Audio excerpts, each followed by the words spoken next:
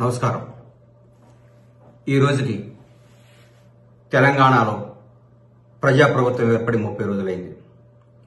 ఈ 30 రోజుల్లో ప్రజలకు ప్రజాపాలన అంటే ఏందో, రేవంత్ రెడ్డి గారి నేతృత్వంలో ఏర్పడ్డ ఈ కాంగ్రెస్ ప్రభుత్వం అనుకున్న కార్యక్రమాలన్నీ అద్భుతంగా చకచకా చేసుకుంటూ ముందుకు పోతున్న ఈ ప్రభుత్వంలో అనుకున్న రోజే మా నాయకుడు రాహుల్ గాంధీ గారు కానీ రేవంత్ రెడ్డి గారు కానీ ఇచ్చిన మాట ప్రకారం అనుకున్నట్టే ఎల్బీ స్టేడియంలో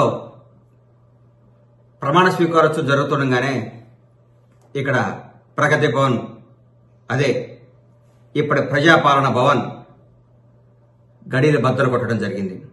2 రోజుల్లోనే 2 కార్యక్రమాలు చేయటం, ఎన్నో అద్భుతమైన పథకాలు చేసుకోవటం, భారతదేశంలో ఉన్న ప్రతి ఒక్క ప్రధానమంత్రితో పాటు ప్రతి మంత్రి దగ్గరికి పోయి మన రాష్ట్రం గురించి, మన రాష్ట్రానికి రావాల్సిన నిధుల గురించి మాట్లాడుకోవటం, ప్రతి ఒక్కళ్ళకి రాజకీయం చేయకుండా ప్రజాపాలన అంటే ఏంటో, ప్రజలకు చేరువై ప్రజలకు న్యాయం ఎలా చేయాలో ప్రజల కోసం 20 గంటలు తప్పిస్తున్న ముఖ్యమంత్రి రేవంత్ రెడ్డి గారు.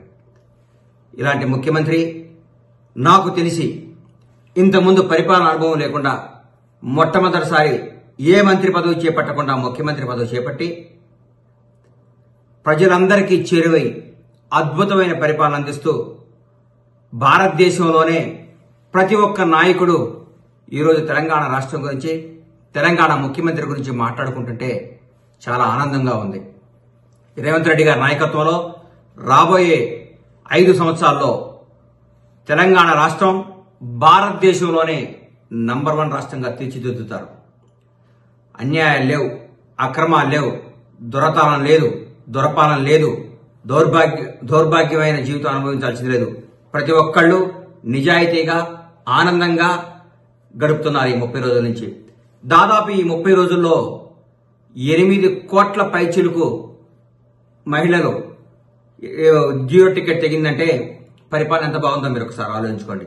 ఇదే కాదు, ప్రతి ఒక్కటి ప్రజల కోసం, ప్రజా శ్రేయస్సు కోసం, ప్రజల సంక్షేమం కోసం తెలంగాణ కాంగ్రెస్ ప్రభుత్వం చకచకా దూసుకుపోతున్న విధానం చూస్తుంటే ఆనందాన్ని ఇస్తుంది, అద్భుతం అనిపిస్తుంది. రేవంత్ రెడ్డి గారి నాయకత్వంలో ఇంకా ఎన్నో అద్భుతమైన కార్యక్రమాలు జరగబోతున్నాయి.